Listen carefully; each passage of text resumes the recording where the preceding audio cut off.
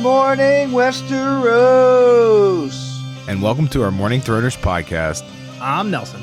I'm Jeff. And I'm Kyle. And we're the fucking Morning Throners.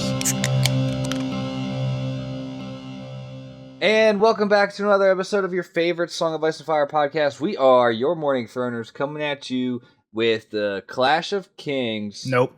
Coming at you with the Storm of Swords wrap-up episode. Yep. Man, he can pick out the Jamie in the middle, like Jamie 6, but he can't the book title. They're all the same. We don't say it that often. Nelson will be able to make me sound good there, right? Yeah, we'll figure it out. The one thing I will say, we don't say it at the beginning of a lot of episodes, but I'll say it here just because some people might be listening to us for the first time, clicking on like a book review. One of us, Kyle, has not read the books or seen the TV show, so that's kind of like our whole thing. We get like a unique perspective from one of the three of us. Jeff and I are more on the expert side. Maybe myself a little bit more than Jeff. Jeff's casual fan. So we got a mix of perspectives here. Yeah, I was gonna say it's kind of like a level, 0 midway. I'm the talent and the expert. Jeff's read it a couple times, right? Or is this your second read through? This is my second read through. Yeah.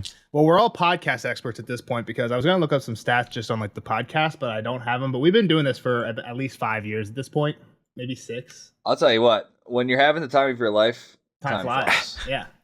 You don't even know. I had a date somewhere. Where did I find that date the other day? I found like an old recording. Well, the one thing something. I really wanted to see was when did we start this book? Let me just scroll back and find that out real quick. When did we put out Prologue for Storm of Swords? December 5th, 2022. Like almost 2 years ago. Yeah. Yep. So we've been on Storm of Swords for a while. This book took us 2 years. It's 82. This is the longest book chapter-wise. Good golly. It's 82 chapters. Next book is only 46. So the next book will, if we stick up to one a week, it'll be less than a year. It'll be done in a year. The thing that Jeff does not like about it, and I do want to talk a little bit more about the next book at the end, is that each chapter is like twice as long. Not twice as long, but close. No, they are, and sometimes they feel that way, Kyle. Like I'd be falling asleep. Well, don't. Let's not taint too much. No. I'm just saying when I read, I get tired. So. Yeah. Like, if I was reading in bed, like, half a chapter, and I'm, like, dozing off, so. Yeah. How'd you get through it when you were reading more than one chapter at a time? Well, when I got to a book like this, I wouldn't. It would be a chapter a night. So you were doing this before anyway. It was a struggle for him to get through fees, so I had to start calling him. Nelson would FaceTime me and just be like, yeah, what'd you think of that chapter? I'm like, dude, I don't know. I was asleep when I read it. Yeah. I was basically making Jeff do a book club with me do a podcast before it was the podcast. the precursor. Prototype podcast is what you're saying. Yeah. So one thing the way we kind of structured this last time, I think it worked out pretty well, is we went through real quick just to kind of give Kyle and myself and Jeff a little like point for like where did this book start and where did the last book end. So let's just go through real quick each character and kind of say like where each of them was at. So where was Arya at the end of last book? This is actually an easy one. Was she leaving Harrenhal? Exactly. Is that accurate? Yep, just leaving Harrenhal. Yep. Jon Snow. He was climbing the wall? He had not yet met Mance. He had just killed Corrin and done all that. I was going to say somewhere in the Frostfang, so okay. Tyrion Lannister, and I guess we can tie Sansa Stark in here. He was like in prison or getting better, right? Like he was all screwed up in bed. He was in bed from the Battle of Blackwater. Tywin had just showed up. Yep. Sansa, she was in King's Landing too at that time, so same spot pretty much. But for her, the Tyrells were showing up, right? So that's kind of the big thing for her. Yeah. She's off the hook for Joffrey. Jaime and Catelyn, their stories kind of ended together last time. Cat was free. River Run. Jaime, exactly, at River Run. Then we got the first ever Jaime chapter in this book where he's escaping River Run. Jaime went a long way in this book. He did. He traveled a long distance. Davos. This is an interesting one to think about. Was he in prison? He started off on a rock in the middle of Blackwater. Oh, yeah, that's right. But yes, he quickly finds himself in prison. Yeah. Was the Battle of the Blackwater like really towards the end? Yeah, it was kind of like a Ned Stark where it wasn't the end, but it was probably at the 90% mark. There might have been a few wrap-up It was chapters. like the big event finally happened, and then you get the kind of the wind down afterwards. Yep. Sam Tarly, first time POV for him, but he picks up pretty much where John left off at the Fist of the First Men. He gave us our new POV there. Also, while we're on that, I'll mention prologue of this book was Chet, who's also at the Fist. And they were planning the mutiny. And then the Fist of the First Men actually kicks off, right? At the attack. And we talked about that actually a couple chapters ago, I think. So yeah. Next one, Bran. Where was he ending up last book? Bran. Was he just hiding in the crypts? It just left the crypts. The first chapter of this book is his first chapter out of Winterfell. Was it the tower? Nah, they traveled a little bit. We'll go through his later, but the chapter is mid. Okay. Is like his like mid. Okay. What's interesting about Bran is his story stopped about like halfway through Storm of Swords. Like we haven't seen a Bran chapter in a while. Like I think it's like 55 or something out of 82. Yeah, because he went one. under the wall. I mean, Yeah. But like that was a Sam didn't have a chapter there, but when they crossed paths, Sam had like 4 more chapters later about the election at the wall, and we just haven't seen Bran since. So I feel like Bran's story is like too much to cram into here, right? Like I think that was part of it. It's also like you don't want to spoil all your plot lines. Well, and like we've been going, there's only one more to hit, and like we've been going through, most of these guys do actually have good stopping points at the end of books. Like it's kind of like, oh yeah, I left Harrenhal, left Winterfell, like you know what I mean? They're on like a new journey. I mean, we're hearing it here, right? Like where we're picking up where they started was a good starting point. Essentially, it was like a change of scenery or whatever, change of plot. Yeah. So. And the last one, Daenerys Targaryen. She's in these books. That's a character. Is she? In a different world. Yeah, she was in this one. How many chapters did she have? 6. Yeah, I was gonna say barely. Yep. I thought it was 3. So that's where was she? Did she leave Karth? Exactly. She had just left Karth. She had just met Whitebeard, Arston Whitebeard, Okay. and Strong Belwas. And that was before the Unsullied and all that, right? That was this book. Yes. Yeah. Yep. All the Slave Cities was all in this book. So while we just did that, I'll go through it because I kind of re-listened to the Clash of Kings podcast, so I knew kind of the structure we were going for. And I did write down all of Kyle's like major predictions for the characters that we remembered to ask him. Let's see how he shot. Let's see the percentage. Some he got wrong, some he got right, and some I think potentially could still be yet to be fulfilled. Ooh. So for Kat, he said, Kat doesn't kill Jaime. Some of these are pretty vague. Yeah. Kat doesn't kill Jaime. Right on that one. It was left ambiguous where she like asks for Brienne's, she like demands Brienne's sword after he's talking shit to her. So it was kind of it was vague, but it was a very actually not vague. Yeah. In context, it wasn't vague, right? For Davos not dead. Correct on that one. 2 for Again, 2. some of these are my shorthand. It's not Kyle didn't speak them like a caveman. It was just my shorthand written it down. Nah, that's exactly what Kyle said. I might have said that though. Danny will go to Illyrio, which is kind of where she started off. And then Jorah early on in this one's like, no, if you go to him, you're a beggar. If you go get your own army, then you come to him. You can still go to him, but come to him in your own time. Yeah, that's right. Like they're going to sell his boats and all that. Yeah. So that was a miss, right? I would call it a miss. I'll call that one a miss. Yeah. For John will find Benjen. This one's a miss, but I could see it still being open. Again, Benjen's one of those loose threads that seems like it needs to be tied off, at least in some way, right? So yeah, I was hoping he would be in this book. I'll stand by that. I'll hold that one for next book. Benjen's dead in the snow somewhere. Shut the fuck up, Joe. Not official. So Arya, Kyle said Arya is going to get to her mom, but it's not going to be easy. Actually, never mind, but she will find Nymeria. So Interesting. Maybe kind of correct if he's on the never mind from the mom, and I guess the finds Nymeria could still be up in the air, though it does seem like she's getting on a boat. Yeah, that was a miss too. That was a good plot. Yeah, wasn't she surrounded by a wolf pack? She was just getting out of Harrenhal, and she did start having some Nymeria dreams for sure afterwards, but she never like found Nymeria. Yep. Yeah. No, I would not. That would not be a good one, or not be a good one. That was not correct. Yeah. So for Theon, you made a prediction. We haven't seen Theon yet. We've heard a little bit about him. You said Theon's going to run to find Asha or maybe join the wall. Yeah, but I don't think he's at the wall at this point, right? Like last we heard was he was captured and being tortured or something like that, right? By Boltons? Yep, by the Bolton bastards. John got word of that. So he was he in this book? Theon was not. He was a POV chapter in Clash of Kings, which is what that's what I'm saying, I guess. Yeah, exactly. So. And then there was a few other ones that we forgot to ask you about, but Sansa, you said, doesn't get out of King's Landing, or she does get out and she meets the Hound and they join up with the Starks. So yeah, the Starks are dead. Kind of interesting that the Hound did meet up with one of the Stark girls, Arya. just not that one. Yeah. Cool. That was interesting. I thought going through, I was just trying to figure out like kind of the style we did this last time and just hearing some of Kyle's old predictions. Not too bad by Kyle. You know. Yeah, it could have been worse. Yeah, I mean, I don't think any of them were earth shattering. I'm just saying even the wrong ones, I don't feel like I was like that. No. Like it wasn't. Yeah, it made sense. I don't know what I'm trying to say. Like both ways kind of made sense. Yeah. No, I think it's cool that like you think like just the John one will say, like, all right, like he's north of the wall, like he runs in the Benjamin maybe, but actually he jumps over the wall and then starts fighting the people north of the wall. Like, yeah. All right, so the way we did this last time was we went through now kind of each location based or each character based and went through a little bit more in depth just to kind of remember each of the stories and get Kyle's overall thoughts on them. I have this one starting off with Kat because she is the only POV character that doesn't make it. Is the worst and we want to get rid of her? Well, she doesn't make it to the end, right? Does she not make it to the end? Well, she should be the shortest, right? Doesn't make it through, but yeah, I do have the epilogue under her name, so.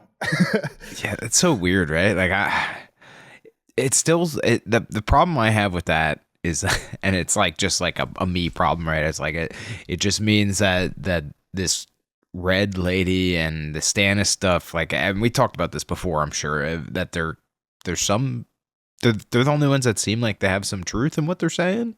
That we've seen evidence of like their superpowers. Like, I don't know, it's so strange. We definitely kind of talked about this before a little bit, like in terms of magic, and yeah, it's weird. I wonder sometimes, like the way I kind of view it, I feel like is religion is kind of placed, like is a thing that the people in the Song of Ice and Fire place on top of magic.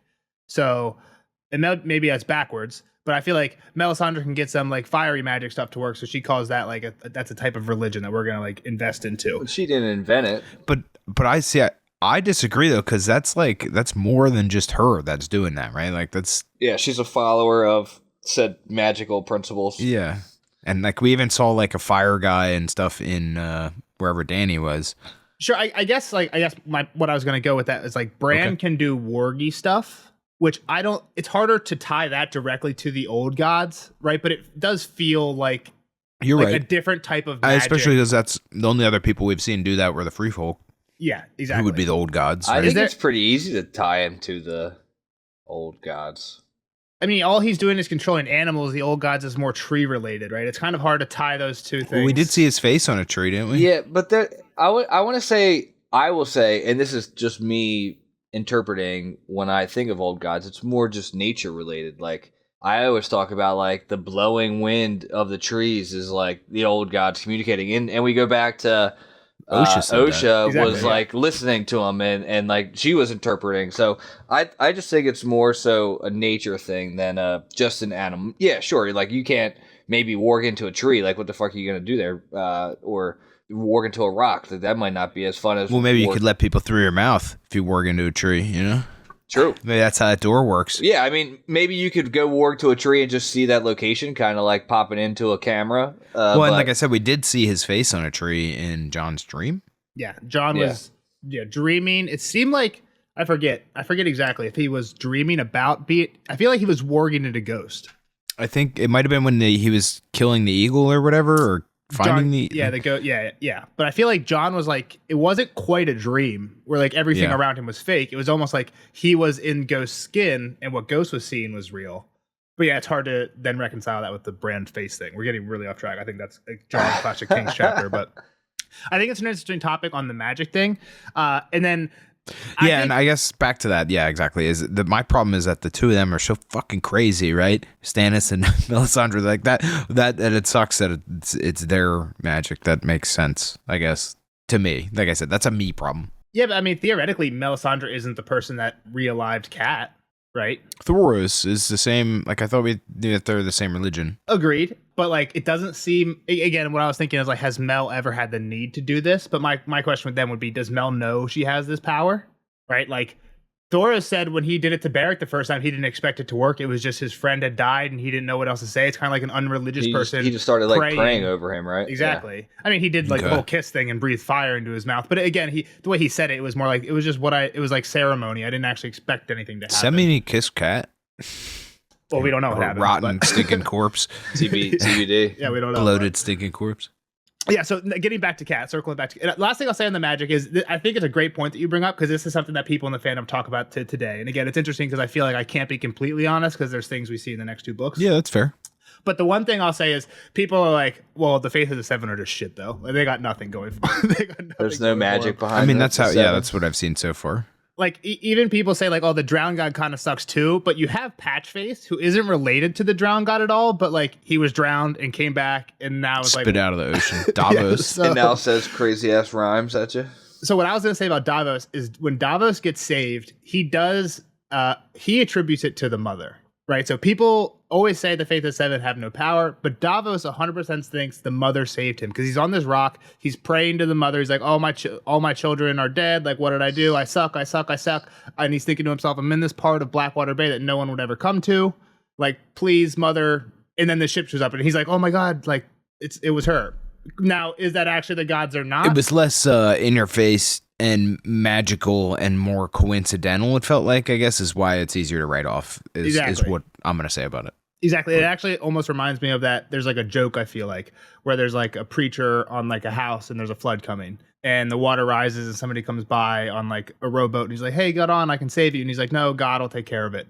And then like the water rises a little more and a guy comes by in a motorboat and he's like, hurry up, get on, like I can save you. He's like, no, it's okay, God will take care of it. Then a guy comes by in a yacht when the water gets a little bit higher. He's like, it's okay, God will take care of it. Then the guy drowns and dies and he gets to heaven. He's like, what the hell? He's like, I sent you 3 boats, you dumbass. Yeah. So it's like, this is Davos contributing this to his religion. So I think, I don't know. Yeah, and I wasn't trying to make a commentary on it. I'm just saying that's why it's easier to write off, I guess. It's not, oh, this person came back from the dead. Exactly. And like this magical thing happened, right? Exactly. The faith of the Seven to get in the game now. Do some cool ass shit. Yeah, birth of Shadow Baby or something. Yeah, I'm on the fan of, you never know, like Davos getting sent that ship could be just as impactful as Thoros bringing Cat back to life. It just doesn't seem as obviously magical. And that's not what I'm trying to say. Again, like I said, it's just we're getting off track. So let's circle it back. Well, let's just talk about Cat. Cat was the worst. She let Jaime go. Was a complete hypocrite. Cat was the worst. That's how Jeff starts it.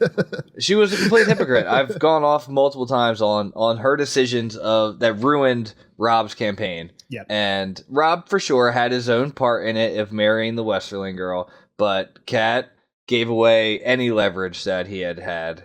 By getting rid of Jaime. Getting rid of Jaime, was a complete hypocrite, only cared about her kids, didn't give a shit about anybody else's kids. Shout out Mr. Karstark. Exactly. And then they go to the twins and she gets her throat cut. I mean, is he somebody that we should be shouting out, though? Didn't he do some bad stuff, too? Didn't he kill a kid and stuff? He did kill a kid, but that was... cold blood? Yes. No, I'm just saying, no one... Cat wasn't thinking about anybody else but Arya and Sansa. I know what you're saying. I follow what you're saying. Yeah. I was just... Yep. I think Jeff did a good job. That hit all the bullet points I have for Cat. Rob's marriage. Again, I think Cat's interesting because she is the lens that we get to see all Rob stuff, right? We don't ever get Rob POVs, but she sees him fuck up the marriage thing. She's there to fuck up the Jaime thing, the Karstark thing. Jeff brought up a really great plot point there. And she's the eyes for all of that. And a lot of times she is even though we don't like her, she is the one speaking reason into a lot of these conversations when it's Rob and Edmure. Blackfish is pretty level-headed too, but yeah. I mean, Cat. There were a lot of times Cat did have good sound advice for Rob too, but I feel like half the time she would go against her own advice. So yeah, to do as I say, not as I do type thing. Yeah, I digress. It's easier to do it that way. Kyle, any thoughts on Cat before we move on? I mean, we didn't want to talk about her future. Is that what we're doing that's a good now? Point. Yeah, I didn't think about that. Well, throw it out there while we're on. One of the questions. Let's hold off on that one because one of the questions from the fans was directly about Cat's future. Good. So, all right, moving on to the next character I have is Jaime Lannister. Crazy deal here. Just again, I mentioned it before. Just the physical transformation, the mental, and probably I'll throw emotional out there too. Yeah. Before we get too much into it, I want to just get Kyle's thoughts on it because this is a character. Yeah, I don't even want to say anything. Well, his arc definitely went the furthest, right? And I mean, I definitely, a long time ago, even I said this, I've pulled back from the, I don't know how you could enjoy these Jaime chapters, but that's partly because he changed, right? It's not like if he was relentlessly a douche, same person the whole time, then yeah, I would stay with that. But he did such a drastic, like I said, I have such a big arc of development and growth, I guess, that it made it a little more bearable, right, and stuff. I mean, yeah, I could see why people like him at this point. I think it's one of the slow burns too, because he starts coming in hot, just like Brienne's only the wench to him, and he's only calling her wench and just degrading her and talking shit on her to okay, I'm gonna call you wench, but I'm gonna show you some respect, and to the point where it's all right, I respect you, Brienne, and that's the slope, like it could. I'm gonna jump in this bear pit.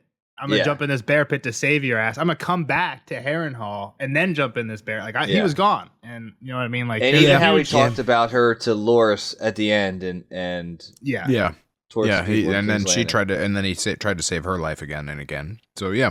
I think Jaime's one of the ones that he's great because he's like always like kind of like a crude, cynical dickhead, and he never really like loses that, but he does like gain some honor. But like he still has like his like funny like it's so good too. Like I don't know how George does it. Like if there weren't names, I don't even know how I could explain this. I feel like you could read a Jaime chapter and a Tyrion chapter and be like, I think these two characters are related, even if there was like no context clues in the chapters, just by like the way they're written. You know what I mean? They have like a similarity to them that no other characters do in their like wittiness. Yeah, it's kind of like a mannerism. I guess it's what is it when like I think it's the wit, like the quickness of the wit and everything. Yeah, but it's kind of like mannerisms, but it's like with your speech, and I don't know if that's like colloquialism or that's even their thoughts are like similar sometimes, like the way they like they'll say something and then like think an insult to themselves.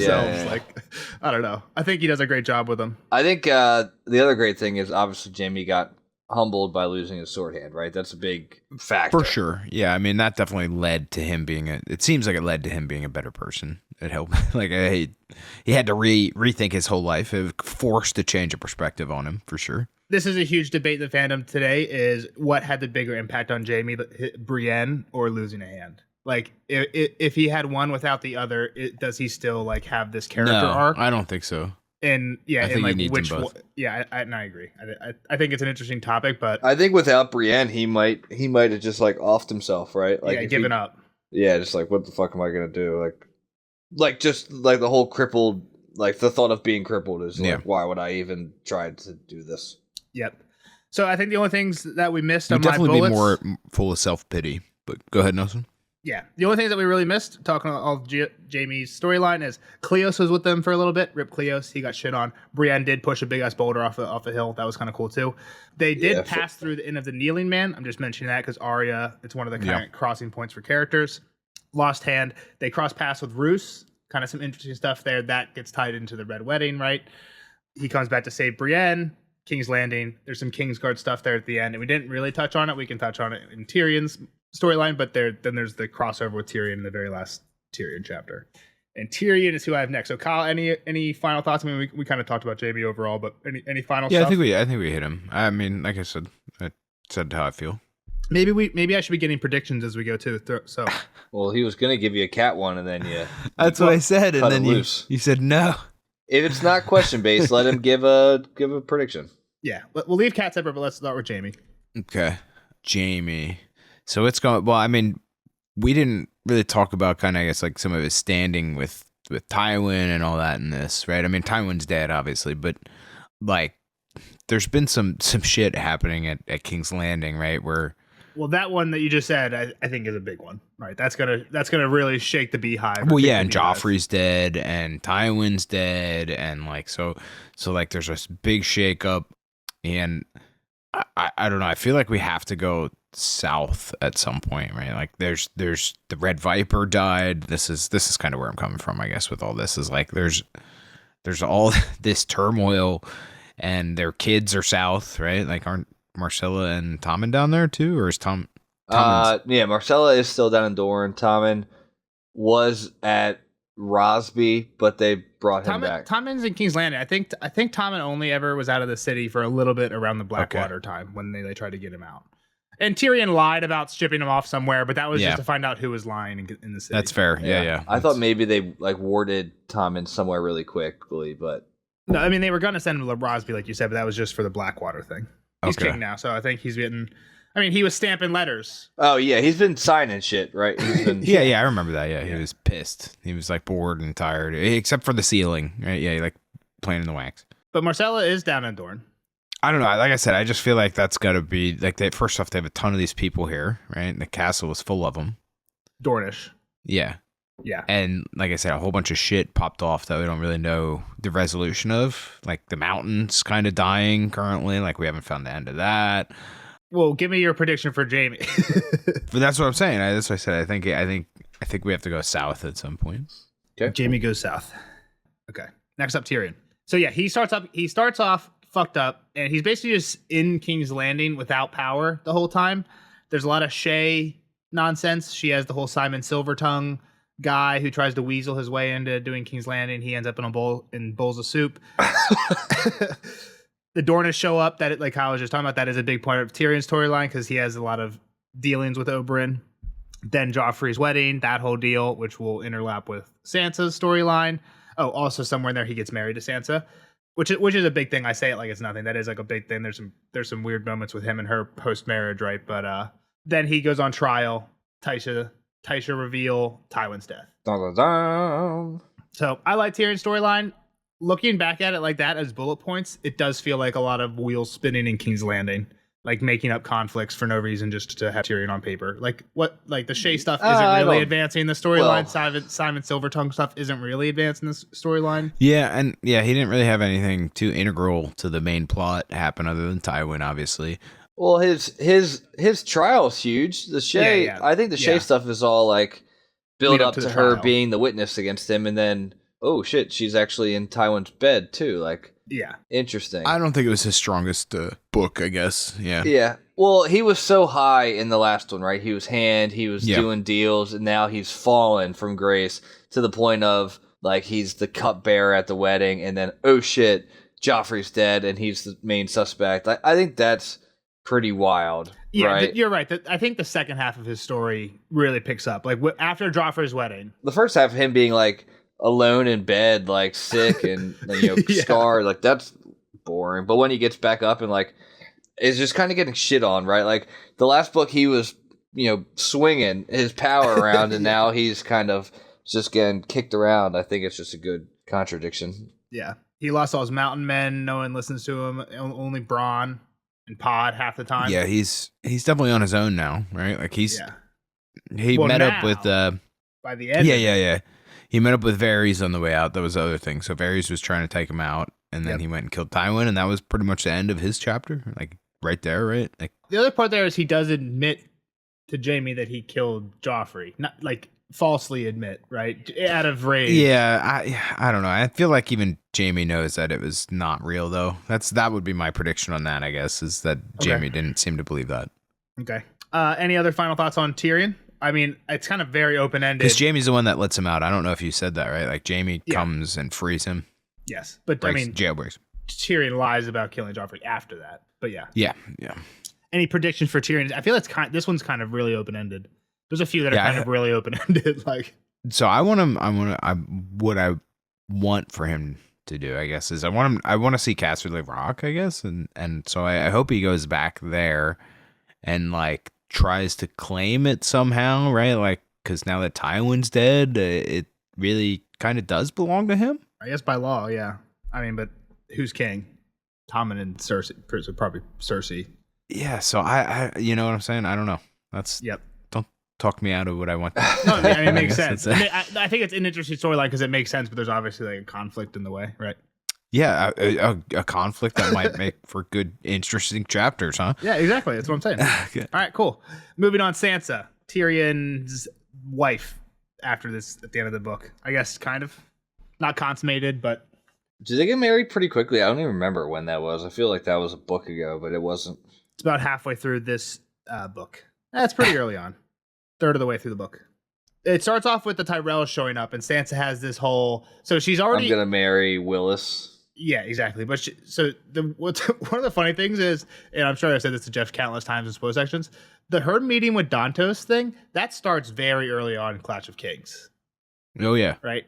And I think it makes sense, like, when you look at it, because, like, in hindsight, Littlefinger gets sent away really early in Clash of Kings. So, like, how could he have set this up if he wasn't in the city? So, like, he had to set it up before he got sent away. And then maybe there was a plan to get her out earlier, but because he got sent away, things got like postponed or whatever. People have thought about this too. But it is interesting that Sansa literally meets with Dantos for like a book and a half before this happened. So that's a plot line. Yeah, that was a long. Yeah. But they also give the hairnet pretty early, right, Nels? Yeah, I don't even know if that's this book. That might again be last book. She might have had the hairnet already from Clash of Kings. See, I didn't know that. Yeah. That's crazy. So in this one, it starts off with her meeting with the Tyrells. Like Jeff said, there's this plan to get her married to Willis. And then get her out of there, yeah. All of a sudden, she's getting fitted for a new dress. She thinks it's for Joffrey's wedding, but it's really for her wedding. Next chapter, she gets married to Tyrion. There's some awkwardness there. Again, Tyrion is nice in some ways, but then he's like, let's consummate this bitch kind of at one point, which is like... In his mind, right? I think he's thinking it, and he's obviously... He proposes it, like, I forget how, but he proposes it, and Sansa's, like, not okay with it, and then he, like, lays off, but... Oh, I don't remember that. Yeah. I think there's, like, a few awkward moments. Wasn't he, like, naked, or they both got naked, or she got naked? He gets naked, like, and then he knows that she doesn't like him naked, so he decides to put clothes on. But he was ready to go. Yeah, and then there's even times later he kind of gets pissed off that she wasn't okay with it, so... Yeah, creepiness for Tyrion, but, again, he doesn't push himself, like... I'd rather Sansa be with Tyrion than with Littlefinger, where she's at the end of the book, right? True. Yeah. So, Then Joffrey's wedding happens. Sansa's definitely a big player in that. Then she ends up with Littlefinger and Lysa, and then we just had the Sansa chapter as the end of the book before the epilogue, kind of a big reveal chapter. We went in big depth there. Kyle, thoughts for Sansa? What's up with her next? Sansa. I mean, what we know is like you just said, is that she's kind of stuck with Littlefinger. I don't think she's in control of her own destiny currently. She doesn't really have any allies here that we know of, other than maybe those girls at the base of the hill. Yep. Right, like that. She said she might have some, if she can get there. Yeah, she's actually probably the one character who has had the least amount of control, like from beginning. Yeah. Oh yeah. Like she's just kind of been thrown around everywhere. She's just along for the ride, and it's not a fun ride. I want to get off. Like even Arya, like she's attacked some things. She's killing people. Yeah. Yeah. That's who's up next is Arya. Let's get through Arya's storyline. Yeah, I don't have a good Sansa one really. I mean, I think Littlefinger's going to do some fucked up stuff to her. It's really the come down or the what it comes down to. Gotcha. All right, Arya's up next. Arya leaves Harrenhal after killing the guard. Her, Gendry, and Lem. Her, Gendry, and Hot Pie. Hot Pie? Come on. You forgot my boy Hot Pie already. Not Lem. Who the hell was the kid that got killed on the side? Lami. That's back in early Clash of Kings. That was the last one. So just the three Musketeers roll out. Yep. They go to the Inn of the Kneeling Man, and then shortly after meet up with the Brotherhood Without Banners, which I just think is a great crew. I mean, I think everybody knows my opinion. I like Lem and Jack B. Lucky and Tom and all these guys, especially Tom because he's always singing songs. And then you get to sing them. She wanders the Riverlands, goes to a lot of places. She backtracks a couple times too, huh? The one that I'll mention here, and we'll talk about a little bit at the end, is the Ghost of High Heart. And she backtracks to the Ghost of High Heart, who's this weird old lady at the top of this hill with all these cut down weirwoods at the top. She's back there? I don't remember that. Arya goes back there. Remember they walked somewhere, and then the Brotherhood brought them back, and then they had to. Oh yeah. Then she went back with the Hound. So yeah, because at first when she first gets captured, Beric is not there, and they're looking for Beric, and they're like going to Lady Smallwood, and then this town, and this town, and this town, and this town, and the Ghost of High Heart, and trying to figure out where Beric is. Then they find Beric, and then they're trying to find her mom, so they go back to the Ghost of High Heart to get her dreams, so they can find out stuff about where Cat is or something. Yep. So then Beric and the Hound fight. That's a cool fight too, when the Hound actually kills Beric, and Beric comes back kind of like in front of us. Then she gets captured by the Hound. They make it to the front door of the Red Wedding. That's, again, kind of a sad chapter for Arya. And then kind of we get a few wrap-up chapters with the Hound where he doesn't know what to do with Arya. Then they get into a kerfuffle in the inn, knocks a few names off her list, and then, he gets the Mountains Men. The Mountains Men, right? Yep. Yeah. Which that was one of the... I wrote down some of your other side predictions that weren't directly related to people. And one of the things that the fans had asked you at the end of Clash of Kings was who's next on Arya's list, and you did say Dunsen, Polliver, or Raff, or the Tickler. And I think it was Polliver and the Tickler who she gets there. I mean, I think those are kind of easy guesses. You picked pretty much anybody that wasn't like a king or queen. So I guess. Or the Mountain. Yeah. But yeah, she gets two of them. So we'll give it to you. Give you credit for it. Good work, Kyle. Yes, where she leaves the Hound. I don't know if we got a prediction on you for the Hound, but she leaves him in a not doing good / death's door. Fever is overtaking him. He's got pus. Yeah, but she helped him though, right? Didn't she go back and try and no? Nah, I think he begged for mercy, and she's like, "Fuck you," and just left. Yeah. I don't know. I mean, him and his brother are both pretty much dying right now, right? Like that's kind of where. That's interesting too. I didn't think about that. But I never thought about that. But I think that's definitely an important, on purpose thing by George. Yeah, that's fair. I don't know. I hate this because I said it about Davos too. But like they didn't die on page, right? Like yeah. No, I think it's fair to say. Like I feel like they're left alive for a reason to sometimes. Yep. So fair. So Arya then goes and gives this coin, this butthole coin, to a random captain. Butthole coin?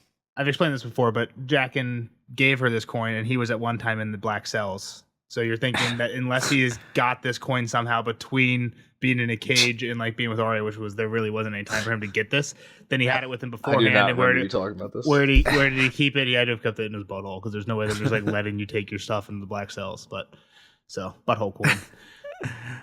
It was sewn inside his butthole. Under his tongue. He just was. Yeah. So the Warren Iron coin she gives to the captain, and she's going somewhere. It's not quite clear where she's going. I think you've given your thoughts on this before, but just as a refresh. I honestly don't know where she could be going. Where's Syria? Where's he from? He was the first sort of Bravos. Bravos, yeah. I feel like we gotta go to Bravos then, right? Like that was. Okay. I felt like him and Jaqen felt like the same guy, and we had that discussion for sure. Yes, we did. I think we came, and again, he's one of the people that doesn't die on screen. But he was like in a 1v1 versus Meryn Trant, and we've seen Meryn Trant a lot since then. So it's like Meryn didn't die. Yeah, it feels like he should be dead. Yeah, they could have both ran their separate ways, but you know what I mean. So I know, but when we saw whatever happened to Jaqen too, right, where he like killed himself. Yeah, he just changed his face and walk off. Yeah. So, okay, cool. That's Arya. Next up, Sir Davos. Which is interesting because I feel like his fate at the end of Clash of Kings is similar to his fate at the end of Storm Swords, like kind of up in the air. Well, yeah, because we haven't seen him up at the wall, right? Is that true? Well, yeah, but we've seen Stannis a lot, and he's Hand. So where is he? And last we heard, he was getting ordered his execution, and he's like, what about this letter? So... And you could see Stannis. Stannis is like the give you lordship but take your knuckles guy. He could be like the I'll take this letter, but you're still gonna die for freeing Edric Storm type of guy. So I like that, Nelson. That's gonna be my prediction. Davos is dead. Okay. Switch it up. Opposite of last time. Davos not dead. Can't survive 2 books. That's one. Yeah, that's what I'm saying. And I can't say they're all gonna be alive. How about Davos is dead? All right. Well, let's go through his storyline for this one. I'll take that prediction down now.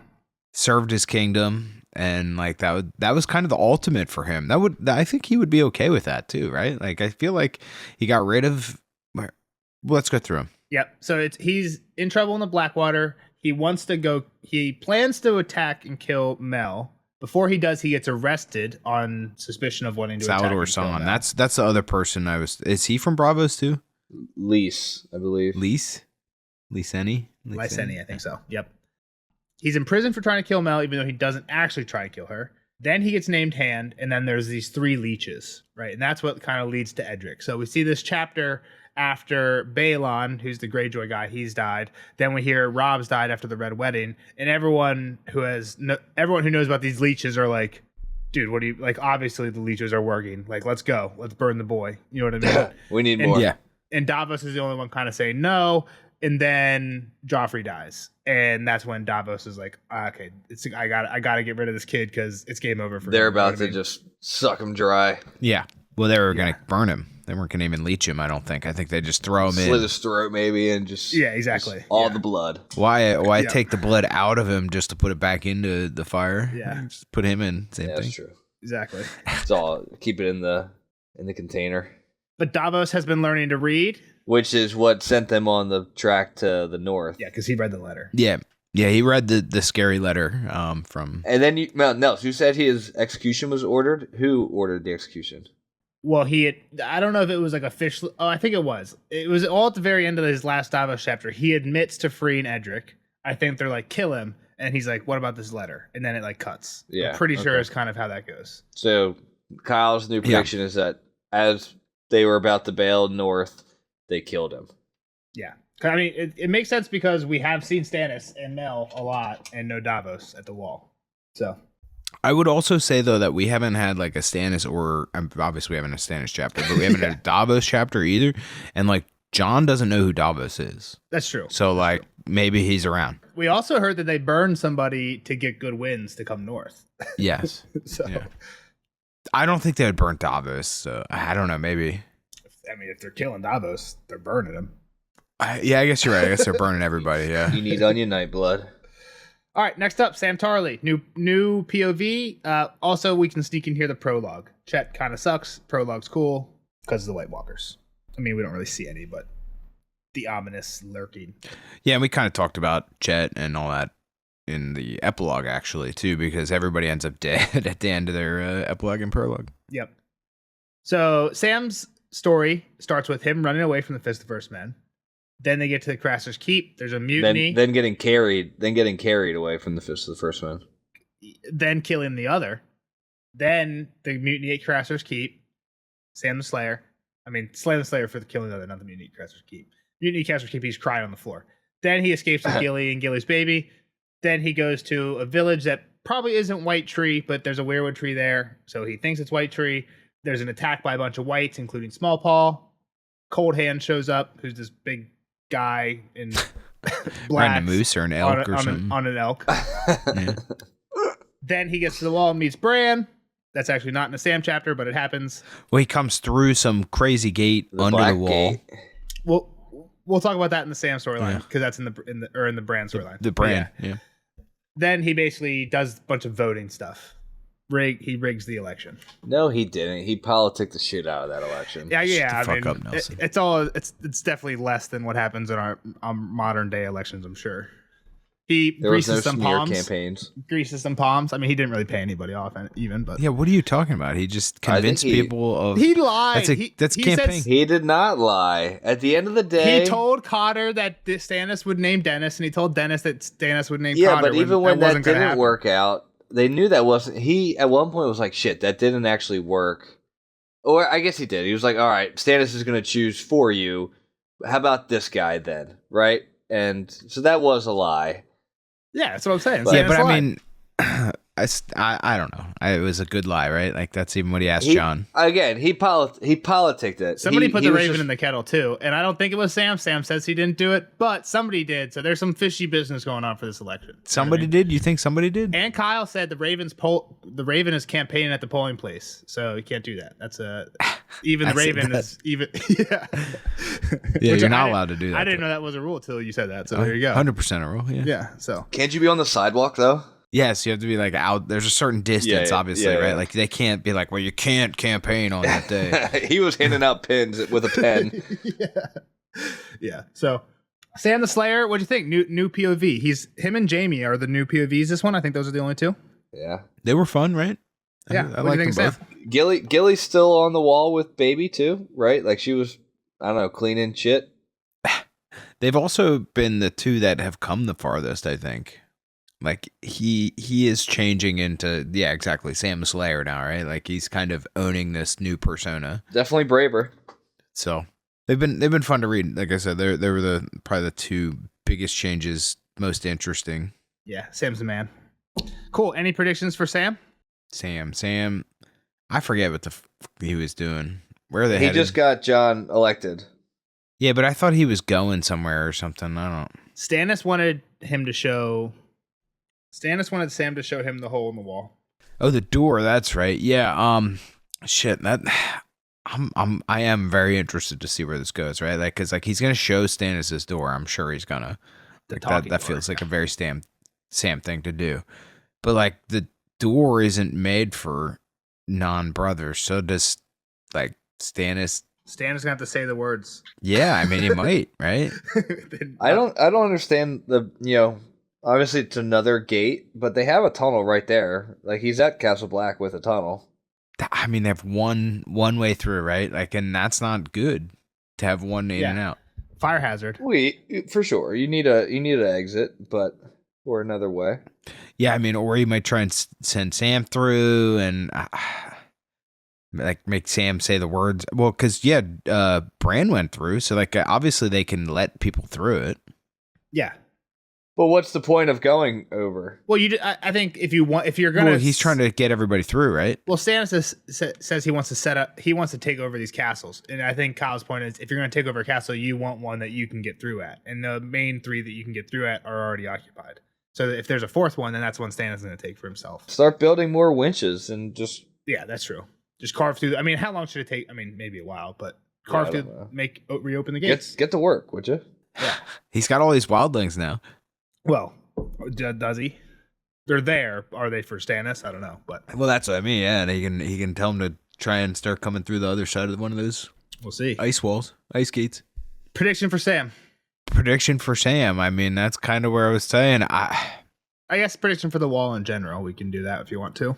Yeah, and I'm kind of trying to think. Right, like we didn't do John yet, so that would probably be the better wall one, I guess. But we can hold off. Yeah, push off till John. Like I said, I think Sam's gonna get sent to what is that? The Black Night Fort. The Night Fort. All right. Yeah, like I said, I think he's gonna end up there, and he's gonna kind of somehow take care of this baby. I think he's kind of bonded with Gilly at this point. They let Gilly stay. Yeah, I think something's gonna happen where she can stay and like I said, if he's with Stannis, like I feel like the wall is gonna be this like blended place now where it's not just the Black and we don't have enough men to say otherwise. Exactly. Yeah. So, all right, moving on. I actually have Bran next. We can do John if you guys want, though.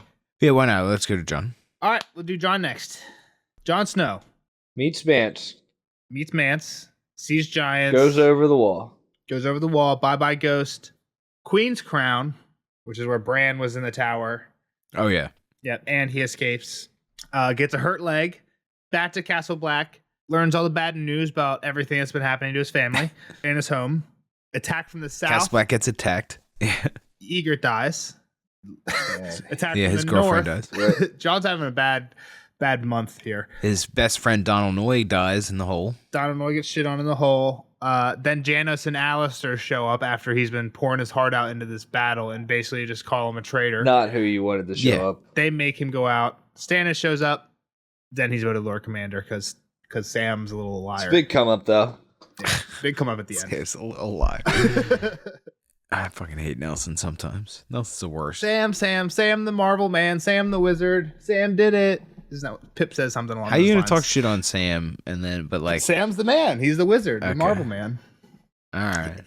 I think Sam's great because I think he's very similar to Ned, like type of feel, but he steps over the line. Where Ned, it's like a very strict, I would never. Sam's like, there's a little bit of wiggle room here. You know what I mean? Yeah. Like, he wasn't born in the North, so it's okay. Like if Ned would have had that little bit of wiggle room, he might still be alive. He'd probably still be alive. Exactly. He'd probably be the king right now. Yeah. Yeah, like I said, I think Sam's a little scared, so I think he has to have that wiggle room because he can't get himself into a situation he's too afraid of. Well, what does Ned say? A man can only be brave when he's afraid. Okay. Sam has just proven that all the time. Sam's always afraid. He's always brave. He's always admitting he's afraid. He never admits that he's brave. He always has a chance to be brave. And he gets the job done. He killed the other. He stands up to Cotter Pike. Did he kill the other or the dagger killed him? We know what Sam's take on it is. Sam says it's a dagger. But we're talking about John right now. So John becomes Lord Commander. Big come up at the end. Ghost is back too. Now he has to rule his friends and the people that don't like him. Yep, it'll be great, I'm sure, going forward. And Val is left alone in the tower. He doesn't get to rescue the maiden from the tower. Predictions on John. Man, I'm trying to think of like something cool. I mean, like, so it's not even just the people he doesn't like, right? Like he's gonna have to. They're trying to let all the wildlings and stuff through the wall. Is pretty much what. Yeah, he's got to work with Stannis still. Yeah. To deal with the wildling problem and the others problem. Yeah, I mean, obviously there's going to be a bunch of infighting there. I still hope he finds Benjen. Okay. I'm going to leave it at that. Maybe in all this mess, he finds Benjen somewhere out there. Come on, Benjen. Do something cool. I mean, like, cool. I guess he shouldn't be, like, going out as much, but I still see him north of the wall for some reason at some point, looking for Benjen, trying to find more evidence. So, we'll see. I think... Isn't Stone Stakes not out there too? One of those three that was with Corin. Yeah, we had this talk. Yeah, potentially got away too. You said it was him, but I'm not buying it. I think I'm just thinking maybe him and Benjen tagged up and are doing some cool ass shit out there. And John, yeah, and Corn. Yeah, they're all they're all still alive. No, I mean everybody's together. Well, yeah, there was just a red priestess walking around north of the wall and just picked everybody back up. Yeah. Well, or the others just picked them all back up. Yeah, exactly. Yeah, he's like a zombie on a chain. All right. Corn half. I hope he finds Benjen. Any specific dealings with Stannis, or no? We'll move it on. I mean, I don't even know. Like, so Stannis is gonna be pissed, right? I think is probably that part. Probably not gonna be happy. Well, yeah, he wanted Jon. Needed a Stark in Winterfell. Yeah. So I don't know. I think that's gonna kind of set some other stuff off, but we don't really know any of the other Starks are alive. Nobody does, right? So except for Sam, but he's keeping that tight-lipped. Yeah, he's done a good job of that. He didn't even tell Jon, right? Yep. Nope. Get that to himself. Yeah, it was a promise. Yeah. So, yeah. I mean, I guess that'll be another part of the Sam prediction. I think he's gonna keep that, right? Like, I think he's gonna keep that even when it already hurts him a little bit, but I think even when it hurts him more, I think there's gonna be a come a point, right? Like a big point, and it's gonna he'll overcome. Anyway, Jon. Yeah, I don't know. Like I said, I think he's in for it here. Hopefully, it's not just like all politics, like it is down south. I think his story is more interesting when it's fighting. Yeah, the enemy is a little bit closer there, and maybe two enemies, right? So yeah. All right, moving on to the last character, Bran. Should be a short one too. He leaves Winterfell. He's getting better at warging. He goes through the mountains, meets like a mountain man, and they get this story where they don't ever use names. They use like the Quiet Lion and the Big Wolf and stuff like that, right? And then it's all about this tourney that took place at Harrenhal. Queen's Crown, kind of passing Jon. Night Fort, passing Sam. And then, talking Blackgate. We kind of talked about some of that. Well, we didn't say it by name or whatever, but he's with Jojen and, what's her name? Jojen and Mira and Hodor. Our boy. Hodor. Hodor? Well, yeah, I mean, Hodor's always around, but yeah, exactly. I just, like I said. And Summer, of course. Yeah, I mean, so I think he's going to meet up with Cold Hands, right? And hopefully that's going to be pretty cool. Maybe there's more like Cold Hands. What's like Cold Hands mean? What do we think about Cold Hands? I mean, I don't know shit about Cold Hands other than he's like some entity above the wall. He's got cold hands. Maybe he is Benjen. Maybe he is Benjen. Maybe he controlled all the ravens and stuff, right? Yeah, he showed up with a big raven. They definitely showed up when he showed up, right? And he doesn't know. Sam doesn't know Benjen, right? Sam doesn't know Benjen, so he wouldn't recognize that. The other interesting thing is, it seems like Bran would. The other interesting thing is, I don't know if we talked about this. It seems like Cold Hands is the one who knew where the Black Gate was, because Sam didn't know. Where that was, sure. Yeah. Right? So it's not in the manual. Well, yeah. So that would be a reason that he would know, is that would be Benjen. Yeah. So I'm gonna change that. I guess Jon is gonna have to deal with all the politic bullshit, and Bran is gonna be the one to find Benjen. How about that? Okay. I think he's about to run into him. I think Cold Hands might be. Gotcha. All right. Fan questions. So we can go to fan questions. I know one of the things that the fans had said was they kind of want us to just talk about some of the stuff that the Ghost of High Heart said. Just reread some of it. All right. Lay out what she said to us then. So this is the first time Arya goes there, and I think we might have already reread some of this. I dreamt of his shadow with a burning heart, butchering a golden stag. The I didn't really need it. It was more like I dreamt of a man. A-Y-E. Spelled A-Y-E. Burning heart and a golden stag. Is that what you said? Yeah. Burning heart, butchering a golden stag. So, I mean, that would be like maybe Stannis, like the burning heart taking over his past. This was early Storm of Swords. I think this is early Storm of Swords, so I think this is Stannis killing Renly. Renly? Okay. Yeah. That's fair too. Because it would be like right on the tails of the end of Clash of Kings. Well, that would also... That kind of fits what I'm saying, where that burning heart becomes more important to him than the stag, right? That's yeah. Yeah. I dreamt of a man without a face, waiting on a bridge that swayed and swung. On his shoulder perched a drowned crow with seaweed hanging from his wings. There's a lot there. I mean, I think that's I don't know that there's a lot there, even though I think it feels like it's what's his name, the king. Balon, the one who died. Balon Greyjoy. Yeah. And she does mention that on the comeback, like, I told you he would die. So next, I dreamt of a roaring river and a woman that was a fish. Dead she drifted, with red tears on her cheeks, but when her eyes did open, oh, I woke with terror. All this I dreamt and more. Uh-oh. Yeah, see, like, I should have figured that out, right? Like, that sounds like Cat. Woman that was a fish. You got to start writing this weird shit down and just look at it. Look at it all After year every until it chapter, comes true. like, does that match with something I just That read? didn't come true. Well, yet. what's cool about that one is we just read that one. So yeah. Yeah, cool. I think also, I don't know if we mentioned it in the epilogue, but she says with red tears, and like in the Cat chapter where she dies, like she says that she like scrapes her face. It's one thing. So I'm like, would you really be in like such grief or anger that you could claw like big gashes in your own face? But I don't know. Yeah, it's a fantasy story. Gashes. I don't know. Yeah, I guess. I don't think it would be my reaction to do that unless her nails are like filed to claw. Like, yeah. But yeah. So that was all from Aria 4. In Aria 8, when they come back, I dreamt a wolf howling in the rain, but no one heard his grief. I dreamt such a clangor that I thought my head might burst, drums and horns and pipes and screams, but the saddest sound was the little bells. Yeah, I mean, that's the Red Wedding. And we talked. That's when we talked about that one, yeah. Yep. Then I dreamt of a maid at a feast with purple serpents in her hair, venom dripping from their fangs. And later I dreamt that maid again, slaying a savage giant in a castle built of snow. That's funny. Yeah, I didn't obviously didn't get that one. Yeah, that's the Sansa. Well, that was what I was saying with the venom dripping in her hair or whatever. Maybe like for sure felt like Sansa. Yeah. And then slaying the giant in the castle made of snow. Yeah. Yeah. So that, and this is one that people debate as like, oh, maybe the slaying the giant in a castle built of snow is something that Sansa will do in the future. And like, it wasn't actually her playing with Robert in the. Which is that why you kept bringing it up the other day? Well, it's partly why, and I think I could have brought this up too, but I knew it would be a good one to bring up because I knew. Yeah, no, this is a better time to say it. So, so that's all I had for the Ghost of Hire stuff. I think some cool stuff there. Cool. So I think most of that has been resolved from my opinion, right? Like I think that the giant thing already happened. So yep, I agree. I don't think anything's open. Cool. So just some of the classic questions that we asked last time, from just like that I thought up, and then we'll get to the fan ones at the end. So first, Kyle, favorite character, and we can do Jeff too, just for we can say for this book. And when I think about this, I think about like when you finish a chapter and you turn the page and you see the name, which one are you the most excited? Yeah, like obviously not Sansa or Cat. No offense, but like we all know that like when you get to that, you're like, oh, okay.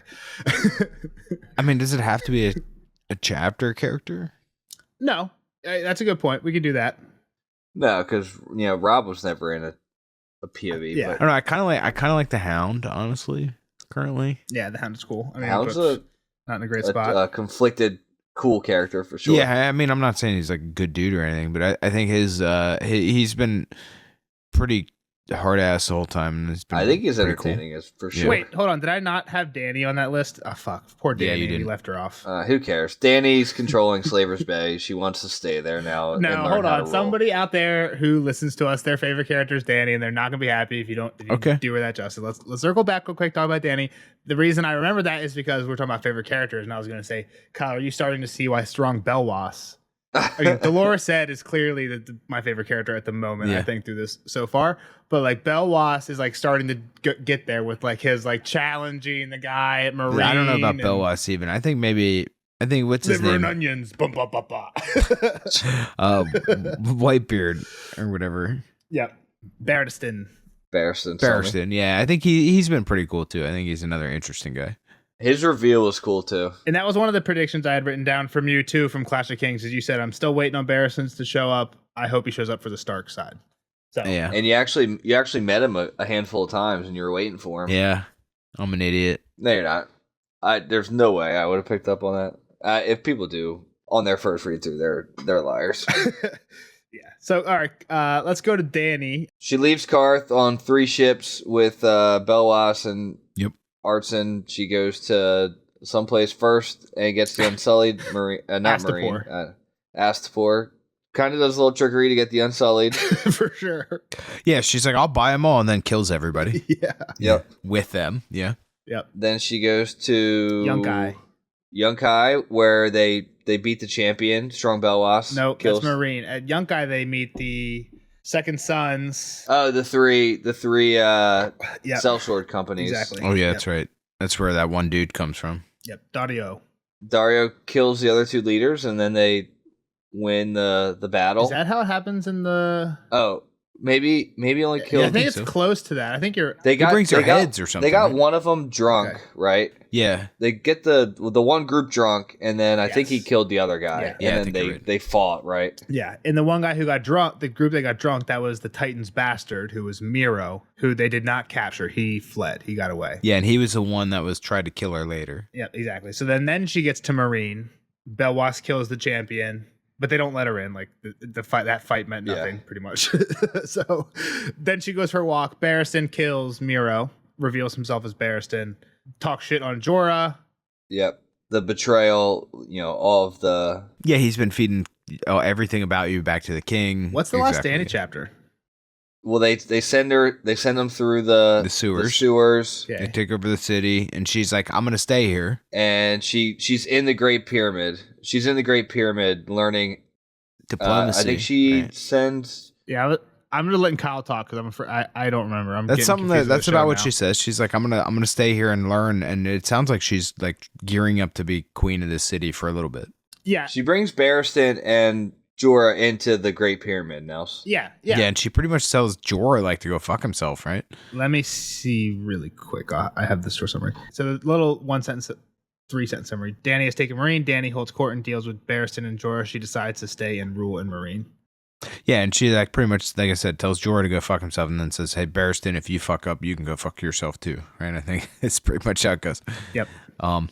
So yeah, Dany. I mean, I feel like we're gonna get a lot of boring. Well, I don't even know. Like, so you guys have told me, right? Like, some of these people aren't even in the next book. Do you want me to try and guess that? Like, I don't know how I guess that, but I feel like she's got to be in both of them because, like, her story is so long and meandering. So we'll get into Jeff and I were talking about in a little bit. We'll get through some of these more questions. Then we'll talk about Feast of Crows. So, favorite character, most interesting storyline. Is that a different question or not? If not, you just tell me to kick rocks and we can move on. I think it's different. It can be different for sure. Like the Hound, I think is a great answer because he is cool. But his storyline's not that great. Okay, that's fair. I would say most interesting storyline. I mean, Sansa's in a kind of interesting spot right now. Like, she's kind of got some interesting stuff going on. She's in a very bad spot. I mean, I know that everybody knows your guys' opinions of her and whatnot, but I can admit she's in an awful spot, and she's been in awful spots. So that I mean, they're all kind of been interesting right now. Like Tyrion's, and even like a bunch of big things kind of happened that did not get resolved yet, and so I think there's kind of a lot of answers to that, if that makes sense. Okay. To me, I would say, like I said, I think Sansa's a good one. Arya's shipped off to who knows where. So I would say what's most interesting storyline that happened in this book. Oh, in this book. Okay. I'm sorry. Because the next question is, what are you most excited to learn about? Okay. Well, then this is kind of my most. Let me answer that one first. Then how's that? I'm already halfway into that one. Honestly, I think the stuff north of the wall is kind of the coolest to me so far. Okay. Like that's the biggest unknown. Like nobody even believes it exists and stuff. It's unknown to most of these people.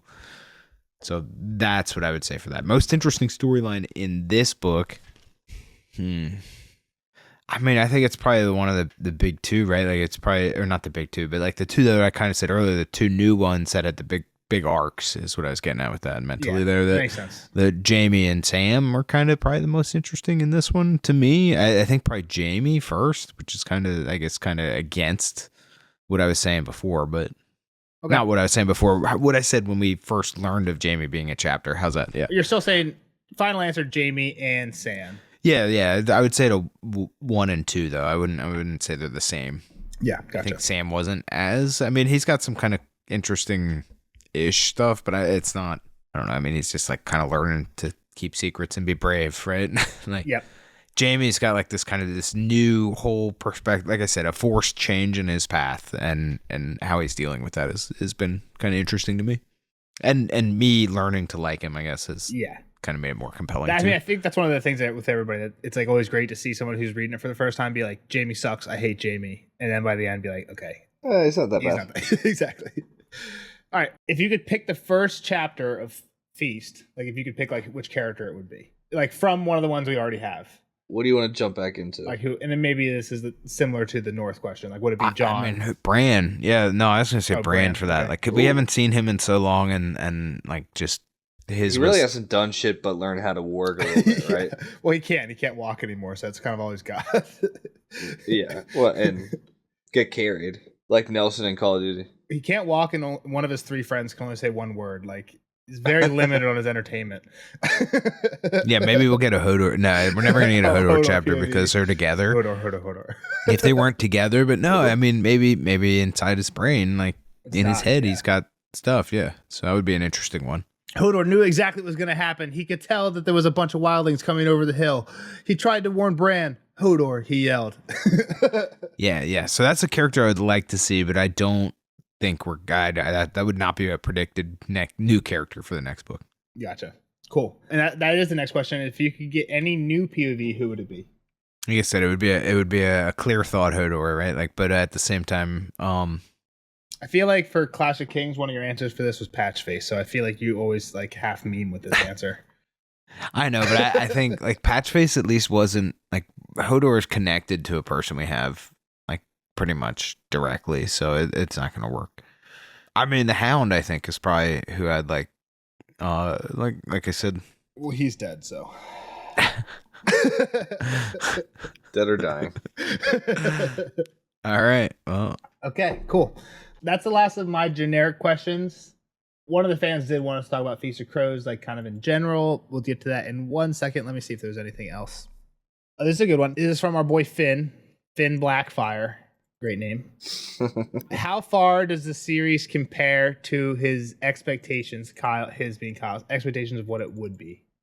Yeah, so I mean, I like it's been a long time since we recorded early episodes. I don't know if I said about my kind of knights and dragon fantasy opinions back then. I think you did. I think in general your takes were you like I don't know if you were more about the Knights and Dragons. It was more about you. I thought you liked more high fantasy, like Dungeons and Dragons, fireballs, like magic. That's what I'm saying. Yeah, like magic-y. Yeah. If I was gonna read anything like that, it would be that. That's what I was saying. Is like this castle-y stuff. I'm not like super into usually, but it's been good so far. I definitely have come to enjoy it more than I thought I would for sure. And this has been a fun experience. I would say as well. I mean, I know it's only about halfway through the podcast. You mean this? But yeah, exactly. Podcast. Yeah. And the discussions and all that, like to actually kind of dissect a book has been kind of interesting as well. It's been a commitment. Yeah, for sure. But it's been fun. Does it make you want to watch the show at all anymore? You did watch season 1, but like, yeah. So I mean, and like my wife has been saying stuff like the House of the Dragon and things like that, and like she's like, I want to watch it or whatever, and I'm like, okay, but.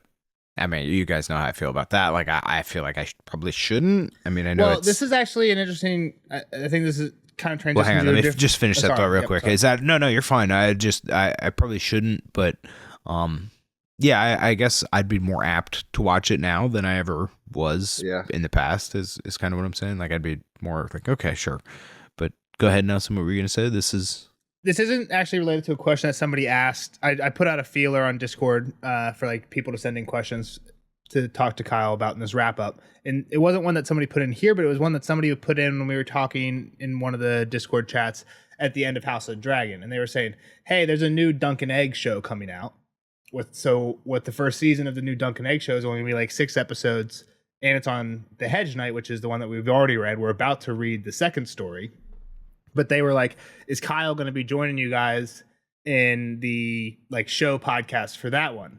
And I was like, interesting thought. We can ask Kyle. I think in the past, Kyle has not been on like the side of like, yeah, let's watch the show. And the other thing is they have done this thing in House of the Dragon where they tie it. They have done, and I don't want to say too much more to Kyle. They try to tie it into the original series. And that's exactly what I was saying. I mean, if you want a prediction that I made that came true, that's it. I was like, they're gonna do fan service stuff. They're gonna tie it to the series. Yeah. And like that was why I was reluctant to watch it with you guys. Yeah. And so I mean, I'm glad to hear that I was like kind of valid in that. Would he have been able to pull it out, maybe not, but I mean, it would still be there, right? And there's a chance you would have pulled it out for sure. What do you mean pull it out? Like, would I have been able to figure out when they said X thing that it meant this in the new world? I don't know. I don't know if this is what Jeff was alluding to, but I think not. Or was it like in your face? Well, no. I think knowing enough about Game of Thrones, like having a few books experience, but not having seen the show, like having book experience, but not having seen the show would almost make House of the Dragons better for you. Because I feel like a lot of the stuff that they're like trying to tie, and I don't want to get too much into House of Dragons here, but a lot of the stuff that they're trying to tie from House of Dragons to the original show is a lot of the stuff that I think they dropped the ball on at the end of the Game of Thrones, but like kind of makes sense if you don't know how the show ends. Yeah, I think that's true. Right. So because you're now pretty well depth in the beginning, but not the end, I think some of the stuff that they're alluding to would even make more sense. And I don't really want to say more stuff than that, but like, because what you said there makes less sense. Yeah. So that's all right. And I get that. And again, I think in general, it wouldn't be a good idea. I forget who it was who we were talking about. Maybe it was Finn that I was talking to about this, but whoever it was, I said, maybe Jeff and I will watch like the first episode or two of Dunk and Egg, like the new show. And like, if it doesn't seem like they're going to do that, maybe ask you if you wanted to join. But I think in general, probably a better, like, steer clear. You know what I mean? At least until like we're kind of caught up. I think it's funny that you've come around on that. Cause I think last time you guys were like, I don't think so. I think this is going to be its own thing. And like, I think it's also interesting that it's going to be 6 episodes where like, they're going to have to fill some stuff, right? I feel to get 6 episodes out of. Exactly. I think they should write the show, and then however many episodes it ends up being, that's how many they should take. Like, if it's 3, I don't care if it's 3. Yeah. I don't want them to try and fill shit. Yeah, they can't do that. No one's signing on to a 3 episodes show. Yeah, so anyway, not a probable thing. Probably not for watching the show. Then. Yeah, I'm cool with that. I think it's probably the best idea. And again, I used to be on like excited to watch like each season with Kyle after we read each book until we did that for season 1. And season 1 spoiled that Lancel and Cersei were together. Like when that wasn't revealed in book 1. That wasn't revealed until book 2. But like Kyle was like, I was spoiled on something. I'm like, okay, we're not doing the show anymore. Cut it out. Yeah. Immediately, yeah. Okay, yeah, and then he suggests a few things, like talking about a few different spoilers with you, and I feel like we've done a few. Some of the ones that, and this is Michael in the Discord, he's suggesting, I think they are like borderline spoilery, so I'm not going to talk about them yet. But the one thing he wants to do is he wants to talk about a little bit about Feast of Crows. Yeah, sorry, I'm all over the place. Before we do that, let's wrap back to the question about Cat, right? Because we didn't get the Cat prediction, because I feel like talking about Feast is a good way to end it off. Okay, yeah. So I want to just wrap back to the other fan question before. The other question Finn asked was, now that Kyle's had some time to sit on it, and I feel like you were kind of alluding to this earlier, what's your thoughts for Zombie Cat? And like, who else do you think is susceptible to be a zombie? Like, does this open the door? I kind of hope not, right? Like, that's so weird. It's got to be a statute of limitations. I mean, Cat kind of was like in a river after like 2 days. Yeah, and she's pretty messed up. Right, like she doesn't seem too interesting right now. Skin sagging, and we don't know too much about her. We don't know like how much different it is from Beric, if at all. Right, so yeah, I was trying to think of like who else we know like this, like Patchface, like Hodor. Kind of only says the same thing, but like I don't even know that either of them are like zombie-ish though in any way. Like so, like we have like for me to say Hodor was like this at this point. Like I don't. Like, we had no evidence for that, right? Like, that would just be... She can't talk or they assume because of how... Her throat was slit. Oh, yeah, slit, yeah. That's what at least what they say. Not because she's, like, more zombie, just because they I don't know, but she's, like, looking rough, She right? does, for sure. I'm not like, disagreeing with that. I mean, Patchface is alive, right? I mean... He was in the water for, I forget how long, 3 days? I don't know, man. Like, right, Jeff? Like, that. I'm just trying to throw out my, I guess, possibilities. Like maybe one of the Greyjoys gets spit out of the ocean. Her thing was like this. The dude was on the bridge with a crow covered in seaweed. So I mean, maybe he comes back, right? Like, yeah, you could come back weird. Like, yeah, there you go. Like, why else would the bird be covered in seaweed? I mean, it would make sense, right? Like, because he kind of opens the door to a lot, right? Yeah. Yeah, I hope it's There's like you guys said, there's a limit to that. The end of like can't just be forever. Like the bones come back to life. So predictions. What do you think we're gonna get another POV from Zombie Cat? If not, how are we gonna see her next, if at all? Maybe we get Gendry's with her, right? Gendry sworn himself to the Brotherhood. Yeah, and she's with the Brotherhood. That's true. So maybe we get Gendry. A Gendry POV chapter. Yeah. Like that prediction. Okay. And that kind of leads into what we were going to talk about next, which was some of the Feast of Crows stuff. Okay. Yeah. So I mean, I that didn't really like expand on any of the cat stuff. I'm sorry, but like, yeah, like I kind of hope, like I said, I hope that this isn't like widespread.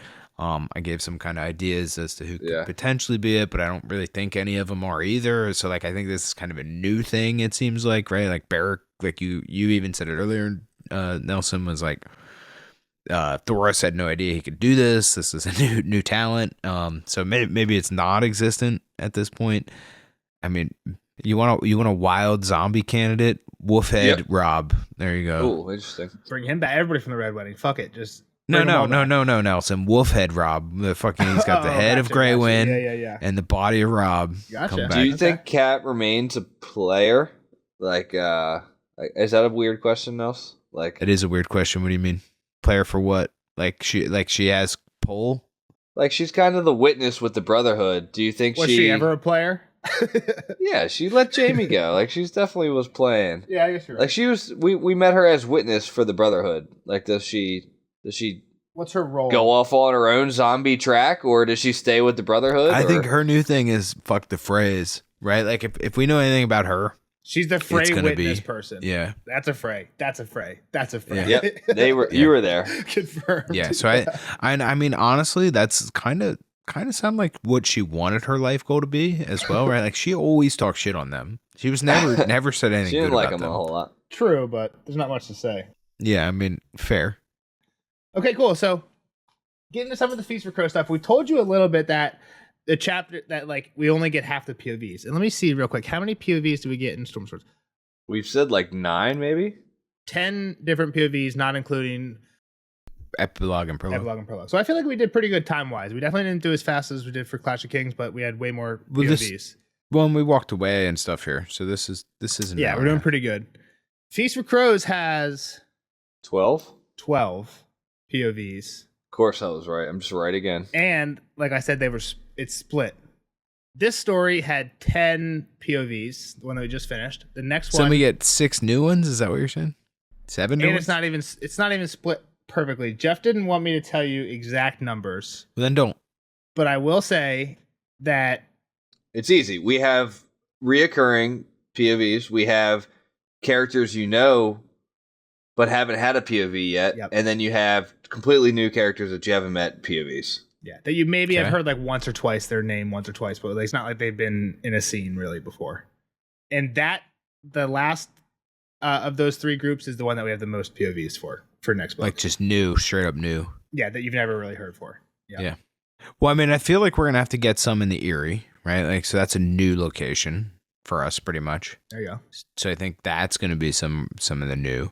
There's probably going to be maybe a wildling or 2, like hopefully, because that's going to be kind of a new experience up north. Pretty cool. And then if we go to Casterly Rock, I think that would be new. And then now I got like 10 places. Dorne. Any other geographical spots you want to go to? Dorne. So I mean, I think we're going to spread out. Maybe somebody that we do know, maybe Bronn might get some chapters. I feel like he and Tyrion have split up, so now Bronn is kind of important. Okay, cool. I'm trying to think who else we could get. That would be Stannis, maybe, but him and Jon are kind of similar. Mel, you get a little Mel action. Maybe a little Mel action. I hope not, because like I said, I don't like the 2 of them. A little Dolores Ed action. Yeah, I mean, sometimes you don't want to see behind the curtain though. Little Wizard of Oz. I think a whole chapter him might be a little much, to be honest, too. I think part of what his charm, right, is that he's just out of nowhere.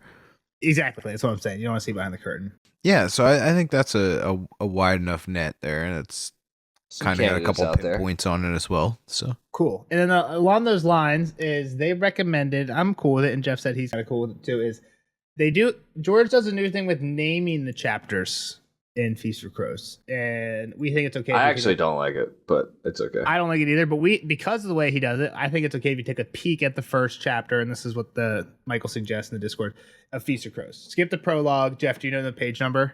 Try not to read any of the text, but like open it up and just see the title number. The Prophet? There's this new like naming convention where we don't get like to the character names, and it's more of like a title for them. And it's not even like really a title that anybody calls them. It just like it kind of makes sense once you like know. So like the prophet might be jraijin potentially, exactly, right? something that like that. I have the second one too now, so which is another weird one. Go ahead. The captain of guards. Yeah.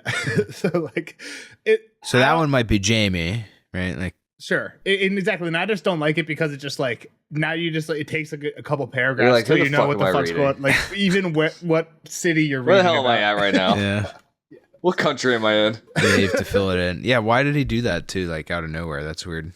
Yeah, I mean, I think he was tripping. We'll talk about it, I'm sure, a little bit in Feast. I think it makes sense sometimes, but yeah, in the 90% of the time, I don't like it. But yeah, okay, cool. All right. That's all. I mean, Feast for Crows. That sounds like death too, right? Like if you really want like this seems like it's going to be just more aftermath of dead bodies.